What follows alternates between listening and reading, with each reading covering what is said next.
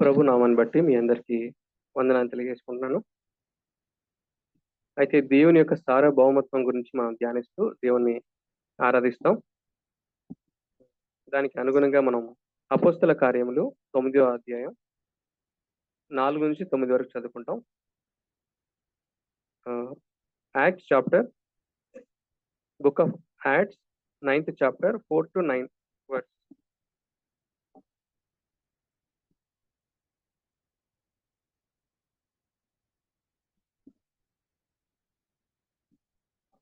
So Yesu ప్రభు సౌలుని పిలుస్తున్నప్పుడు ఈ సందర్భంలో దేవుడు సౌలుతో మాట్లాడుతున్న మాటలు. అప్పుడతడు నేల మీద పడి, సౌలా సౌలా నీవేళ నన్ను హింసించుచున్నావని తనతో ఒక స్వరము పలుకుట వినెను. ప్రభువా నీవెవడవని అతడు అడగగా ఆయన, నేను నీవు హింసించుచున్న యేసును, లేచి పట్టణములోనికి వెళ్ళుము, అక్కడ నీవు ఏమి చేయవలెనో అది నీకు తెలియబడునని చెప్పెను.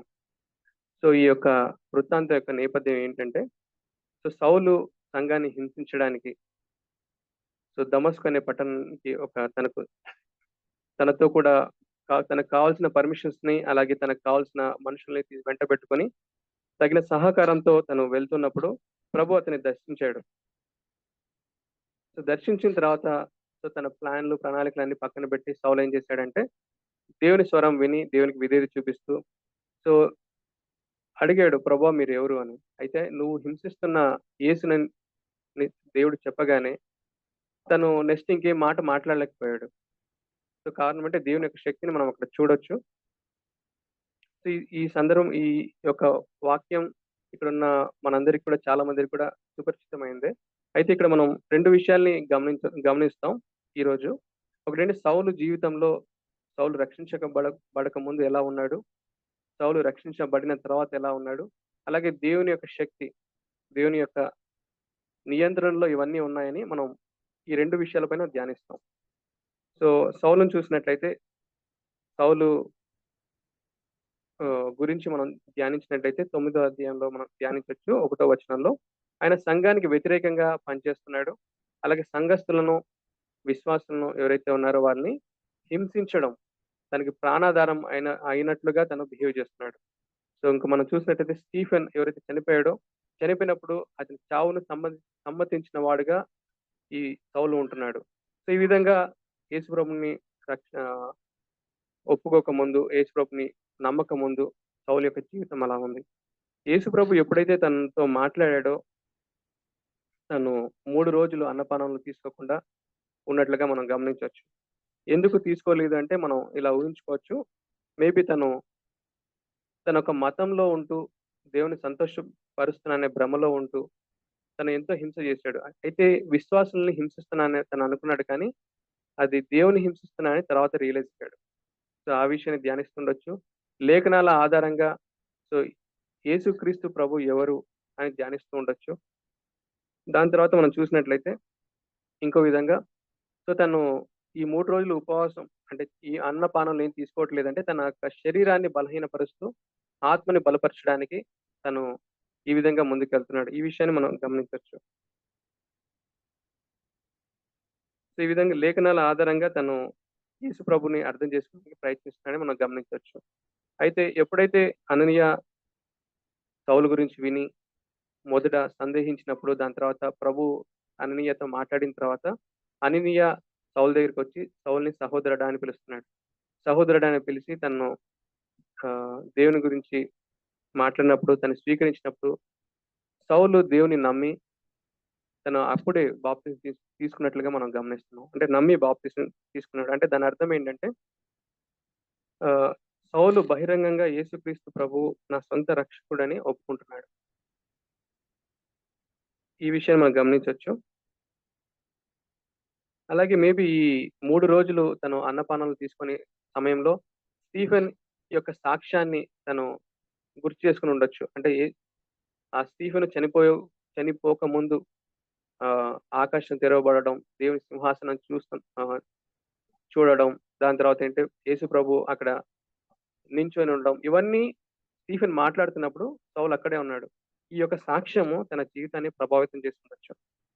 సో, ఆ విధంగా ఈ ఈ విధంగా సౌలు రక్షించబడ్డాడు. అయితే సౌలు జీవితం యేసుప్రభుని నమ్మకముందు తను మతాశక్తి గలవాడుగా ఉంటున్నాడు. సంఘాన్ని, విశ్వాసంలో హింసించేవాడుగా ఉంటున్నాడు. కానీ ప్రభువును నమ్మిన తర్వాత సో, యేసుక్రీస్తు ప్రభువుని ఆహ్, యేసుక్రీస్తు ప్రభు దేవుని కుమారుడని బహిరంగంగా ప్రకటిస్తున్నాడు. దాని తర్వాత ఏంటంటే ఆహ్, ఆయన దేవుని నామాన్ని విశ్వసించి సో, దేవుని ఆజ్ఞకి లోబడి ఆయన బాప్తిసం తీసుకున్నాడు. అంటే బహిరంగంగా ఒప్పుకుంటున్నాడు. యేసుక్రీస్తు ప్రభువే నా సొంత రక్షకుడని. ఈ విషయాన్ని మనం గమనించొచ్చు. అలాగే మన జీవితాన్ని ఒకసారి పరీక్షించుకున్నట్లయితే ప్రభువు మన సొంత రక్షకుడిగా అంగీకరించక ముందు మన జీవితం ఎలా ఉంది? సో, అంగీకరించిన తర్వాత మన జీవితం ఎలా ఉంది? మనల్ని మనం గమనించుకున్నట్లయితే సో, ఏమన్నా వ్యత్యాసం ఉందా? మనం పౌలు జీవితంలో ఆ వ్యత్యాసాన్ని చూడొచ్చు స్పష్టంగా. సో, ముందెలా ఉంది? తర్వాత ఎలా ఉంది? మన జీవితం కూడా అలాగే భిన్నంగా ఉందా? లేదు అంటే అంతకుముందు ఎలా ఉన్నామో ఇప్పుడు కూడా అంతే ఉన్నాం అన్నట్లుగా ఉందా? మనం మనల్ని పరీక్షించుకుంటే మంచిది. అలాగే దేవుని యొక్క సార్వభౌమత్వాన్ని గురించి మనం ధ్యానించినట్లయితే సో, ఈ ప్యాసేజ్‌లో మనం గమనించినట్లయితే సౌలు దేవునితో మొదటగా మాట్లాడలేదు. దేవుడే సౌలుతో మాట్లాడుతున్నాడు. ఈ విషయాన్ని గమనించాలని కోరుకుంటున్నాను. దేవుడు సౌలుతో మాత్రమే కాదు, ఇక్కడున్న మనందరితో కూడా మాట్లాడాడు. మాట్లాడుతూనే ఉన్నాడు. కాబట్టి మనమందరం కూడా ఇక్కడ ఉంటున్నాం. సో, కొందరితో దేవుడు సంఘంలో వాక్యం ద్వారా మాట్లాడతాడు. కొందరితో దేవుడు కలల ద్వారా, స్వప్నాల ద్వారా మాట్లాడతాడు. కొందరితో దేవుడు సువార్త ద్వారా మాట్లాడతాడు. అయితే ఒక్కొక్కరితో ఒక్కొక్క విధంగా అందరితో దేవుడు మాట్లాడతాడు. సో, దేవుడు మాట్లాడుతూనే ఉన్నాడు. ఇక్కడేంటంటే సౌలు దేవుడు తనతో మాట్లాడినప్పుడు ప్రతిస్పందిస్తున్నాడు. అయితే మనము ఏ విధంగా ఆయన ప్రేమకు ప్రతిస్పందిస్తున్నామనేది గమనించాలని కోరుకుంటున్నాను. ఇంకో విధంగా మనం ధ్యానించాలి అంటే దేవుడు మనతో మాట్లాడినట్లయితే సో, దేవుడు సౌలుతో మాట్లాడాడు కాబట్టి సౌలు రక్షించబడ్డాడు. దేవుడు మనతో మాట్లాడినట్లయితే మన పరిస్థితి ఏంటి? అనేది కూడా మనం ఒకసారి ఆలోచించాలని కోరుకుంటున్నాను. సో, దేవుడు మనతో మాట్లాడినట్లయితే దేవుని కృప మనకు తెలిసేది కాదు. దేవుని దగ్గర దొరికే క్షమాపణ గురించి మనకు తెలిసేది కాదు. సో, దానివల్ల ఏంటంటే మనము నశించిపోయి ఉండేవారం. మనకు నిరీక్షణ అనేది ఎంత మాత్రం దొరికేది కాదు. సో, దేవుని కృపను బట్టే సో, ఆయన మనతో మాట్లాడిన విధానాన్ని బట్టే మనం ఆయన దగ్గర దొరికే క్షమాపణ మనం పొందుకుంటున్నాం. సో, ఆయన ప్రేమను అర్థం చేసుకోగలిగాం. కాబట్టే మనం ఈరోజు మనమందరం కూడా ఇక్కడ ఉన్నాం. అలాగే దేవుడు సౌలుతో మాట్లాడినప్పుడు సౌలు దేవుని అంగీకరించి పూర్తి విధేయత చూపించాడు. లేదంటే ఆహ్, సౌలు ఇంకా మతంలోనే ఉంటూ, మత ఆచారాలు పాటిస్తూ మందిని హింసిస్తూ ఉండేవాడు. అలాగే ఇంకా మనం ఈ ప్యాసేజ్‌లో మనం చూసినట్లయితే దేవుడు సౌలును పేరు పెట్టి పిలుస్తున్నాడు. సౌలా, సౌలా అని. ఇంకా ఇంకో విధంగా ఎలా చెప్పుకోవచ్చంటే దేవునికి మనందరి పేర్లు తెలుసు. ఎందుకంటే మనందరిని సృష్టించింది ఆయనే. కాబట్టి మన పేర్లు మనల్ని సృష్టించింది ఆయనే కాబట్టి వ్యక్తిగతంగా మనం ఏంటో మన గురించి మనకంటే పూర్తిగా దేవునికి తెలుసు. అలాగే ఇంకా మనం ధ్యానించినట్లయితే సౌలు దేవుణ్ణి అడిగాడు. ప్రభా మీరెవరు అని. అయితే ప్రభువు మనం గమనించొచ్చు. ప్రభువు మన ప్రార్థనను ఆలకిస్తున్నాడు. సౌలుకి తిరిగి జవాబు చెప్పాడు. మన చేసే ప్రతి ప్రార్థనను దేవుడు ఆలకిస్తాడు. ఆలకిస్తూ జవాబు కూడా దయచేస్తాడు. ఈ విషయాన్ని గమనించాలని కోరుకున్నాను. అంటే నీవు హింసిస్తున్న యేసును అని జవాబిస్తున్నాడు. సౌలుకు మాత్రమే కాదు ఇక్కడున్న మనందరికి కూడా దేవుడు జవాబు దయచేస్తూ వస్తున్నాడు. అలాగే ఇంకా మనం చూసినట్లయితే దేవుడు మనల్ని ఎంతో ప్రేమిస్తున్నాడో మనం అర్థం చేసుకోవచ్చు. సౌలు విశ్వాసులను హింసిస్తున్నాడు అనుకున్నాడు. కానీ ప్రభు ఏమని చెప్తున్నాడు? "నువ్వు హింసిస్తున్నది విశ్వాసుల్ని కాదు నన్ను" అని. అంటే దేవుడు ఒక విశ్వాసిని ఎంతగా ప్రేమిస్తున్నాడో మనం అర్థం చేసుకోవచ్చు. ఇంకా మనం చూసినట్లయితే దేవుని యొక్క భౌమత్వం గురించి సమస్తం ఆయన నియంత్రణలో ఉన్న విషయాన్ని ఎలా గమనించొచ్చంటే, సౌలు మారకముందు ఒక ప్రణాళికతో అంటే ఒక ప్లానేసుకొని దమస్కులోకెళ్ళాడు. అంటే సంఘాన్ని ఎలా హింసించాలి, విశ్వాసంలా నాశనం చేయాలి అని. అయితే ఆ పట్టణానికి వెళ్ళాలి అనుకున్నాడు. పట్టణం బయటే. పట్టణం దగ్గర ప్రభువు అతన్ని దర్శించాడు. దర్శించి అతనితో మాట్లాడుతున్నాడు. తన హృదయాన్ని మార్చాడు. తన హృదయాన్ని మార్చి ఆ పట్టణాన్ని నాశనం చేయకుండా అక్కడున్న విశ్వాసుల్ని హింసలకు గురి కాకుండా దేవుడు కాపాడాడు. ఇంకో విషయం ఏంటంటే దేవుని సంఘానికి ఎన్ని శోధనలొచ్చినా, ఎన్ని నిందలొచ్చినా, ఎన్ని హింసలొచ్చినా ఇప్పటివరకు సంఘం నిలిచి ఉంది అంటే దానికి కారణం సంఘాన్ని దేవుడు కాపాడుతూ వస్తున్నాడు. కాబట్టి సంఘం ఇంతవరకు నిలిచి ఉంది. దేవుని రాకడ వరకు అది నిలిచే ఉంటుంది. ఈ విషయాన్ని గమనించాలని కోరుకున్నాను. ఇంకో దేవుని యొక్క గొప్పతనం మనం చూడాలంటే సౌలు ఏ విధంగా అయితే సంఘాన్ని హింసించాలని ఒక ప్రణాళికతో వచ్చాడో, దాని తర్వాత దేవుడు మార్చిన తర్వాత అలాగే ఒక ప్రణాళికతో దేవుడు ఎలా నడిపిస్తే అలాగా తను సంఘాన్ని సంఘాన్ని బలపరచడానికి కొత్తగా ఎంతో మందికి సువార్త ప్రకటించడానికి దేవుడు అతన్ని వాడుకొని అదే విధంగా ఒక చక్కని ప్రణాళికతో తను 3 ప్రయాణాలు, గొప్ప ప్రయాణాలు చేసినట్లు మనం గమనించొచ్చు. అయితే ఇంకో విషయాన్ని మనం చూసినట్టయితే దేవుడు హింసల పాలు కాకుండా మనల్ని కాపాడగలడు. కానీ కొందరి జీవితాల్లో హింసల్ని అనుమతిస్తాడు. దానికి కారణం ఎందుకు అంటే మనం చూడొచ్చు ఇక్కడ ఉదాహరణకు మనం చూసుకున్నట్లయితే సువార్థికులను మనం చూసినట్లే వాళ్ళు సువార్త చెప్పడం ద్వారా ఎన్నో హింసలు పొందవలసి వస్తుందన్న విషయం వాళ్ళకి తెలుసు. అయినప్పటికీ వారు సువార్త ప్రకటిస్తూ ఉంటారు. కారణం ఏంటంటే వాళ్ళకో విషయం తెలుసు. దేవుని రాజ్యంలో ఎవరైనా ప్రవేశించాలి అంటే వాళ్ళు క్రీస్తు ద్వారానే ప్రవేశించాలని. క్రీస్తు ద్వారా కాకుండా మరి ఏ నామం ద్వారా పరలోకానికి చేరలేమన్న విషయాన్ని వారికి తెలుసు. దేవుని యొక్క ప్రేమ వాళ్ళకి తెలుసు. ఈ హింసల గురించి వాళ్ళు పట్టించుకోవట్లేదు. అయితే దేవుని వాక్యం ఏం చెప్తుందో కూడా వారు గమనించొచ్చు. ఉదాహరణకు మనం మత్తయి సువార్త 10వ అధ్యాయం 12వ వచనం మనం గమనించినట్లయితే Matthew's gospel 5th chapter 10-12 10, 11 and 12 Matthew's gospel 5th chapter.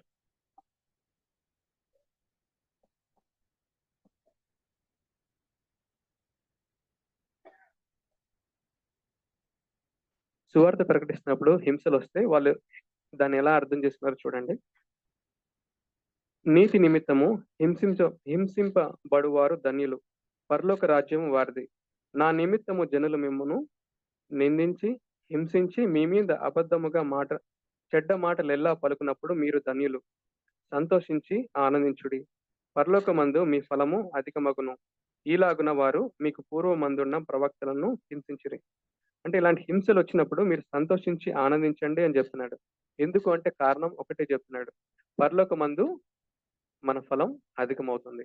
So హింసలు అనేది దేవుడు కొందరికి అనుమతిస్తాడు. కారణం ఏంటంటే పరలోకంలో మన ఫలం అధికం కావాలి అంటే ఇక్కడ ముందు ఒక ఆప్షన్ ఉంది. మనం ఆ ట్రయల్స్ ని ఫేస్ చేస్తే మన ఫలం పరలోకంలో అధికమవుతుంది.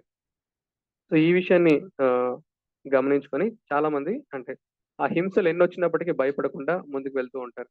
సో దేవుని ప్రేమను అర్థం చేసుకున్నవారు. సో ఈ విధంగా సమస్తం కూడా దేవుని నియంత్రణలో ఉంది. ఈ విధానాన్ని బట్టి దేవుడు ఎవరైనా సరే ఎలాంటి పరిస్థితులైనా సరే మార్చగలడు. ఈ విషయాన్ని బట్టి దేవునికి సమస్తం సాధ్యం, ఆయనకు అసాధ్యమైన ఏదీ లేదు అనే విషయాన్ని బట్టి మనం ఆరాధిద్దాం. ఈ సమయాన్ని తీసుకొని దేవుణ్ణి ఆరాధిద్దాం. God who feels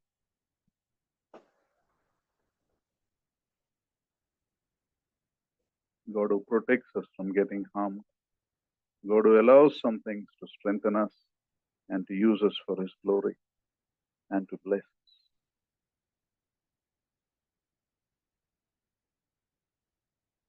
God chose the same person who was zealous to persecute the church, change that zeal to spread the gospel of His good news.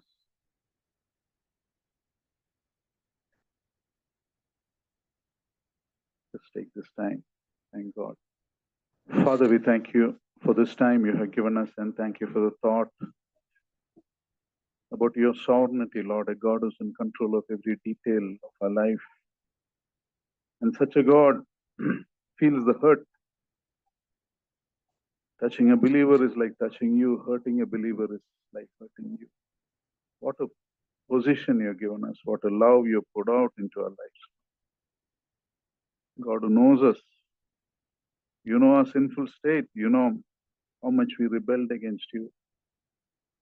You know how much we resist you. Yet you have loved us. Yet you continue to love us. Thank you for your great patience. Thank you, Lord, for the